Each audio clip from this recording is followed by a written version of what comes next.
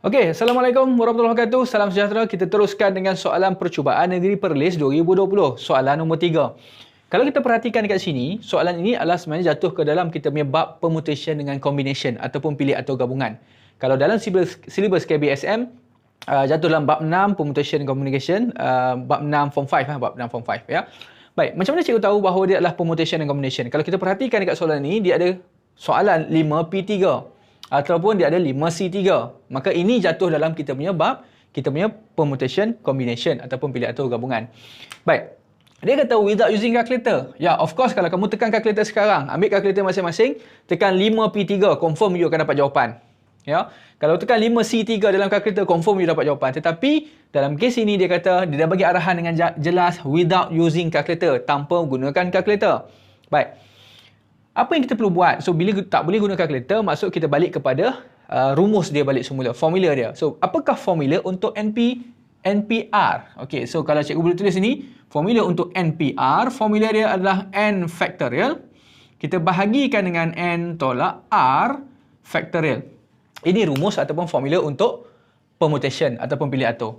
Untuk gabungan NCR pula, so kita ada NCR, formula kita adalah N factorial. Bahagikan dengan N tolak R juga factorial seperti NPR, tetapi dia ada extra lagi. Dia ada R factorial balik semula. Sebab dia buang repetition dekat situ. Maksudnya yang mana kita punya kes yang sama lah, kes ulangan yang sama. Baik. Dalam kes ini dia kata, kita nak cari kita ada 5P3. So kita akan gunakan, pertama kita akan gunakan formula ataupun rumus yang kita ada. Jadi maka kita ada 5P3. 5P3 maksudnya 5 factorial. Kita bahagikan dengan kita punya 5 tolakkan dengan 3 factorial. Baik. Dalam kes ini, apa maksud N factorial? N factorial, kalau contoh 5 factorial ni maksudnya 5 darab 4, darab 3, darab 2, darab 1, sehingga ke 1.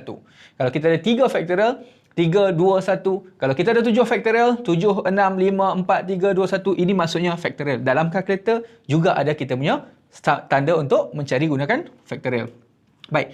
Tetapi dalam kes ini, cikgu kekalkan dulu 5 factorial. Kenapa? Sebab 5 tolak 3 sama dengan apa?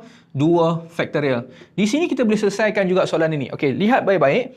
Kita ada 5 darab 4 darab 3. Kemudian cikgu darabkan dengan 2 factorial dekat situ. Kenapa cikgu nak tunjukkan 2 factorial di sini? Sebab 2 factorial dengan 2 factorial ini kita boleh potong. Maka kita akan tinggal sama dengan apa? 5 darab 4 berapa? 20. 20 darab 3 berapa? Sama dengan 60. So, maka ini adalah jawapan untuk kita punya part yang pertama. Okey? Baik. Untuk part yang kedua. Untuk part yang kedua, dia katakan 5C3. Sekali lagi kita ada 5C3. Okey, 5C3 adalah sama dengan 5 factorial bahagikan dengan, tadi sama 5 tolak 3. So, 2 factorial, kemudian kita repeat 3 factorial. Cikgu dapat daripada 2 factorial daripada mana? Sebab kita punya formula adalah N tolak R. Kalau kamu perhatikan, ini ni, part sini ni, part sini. Part ini adalah part yang sama dengan NPR. Maka sebenarnya kita akan dapat 5 factorial dengan 2 factorial yang sama macam tadi. Kemudian kita wujudkan 3 factorial, iaitu kita repeatkan balik semula R factorial dekat situ.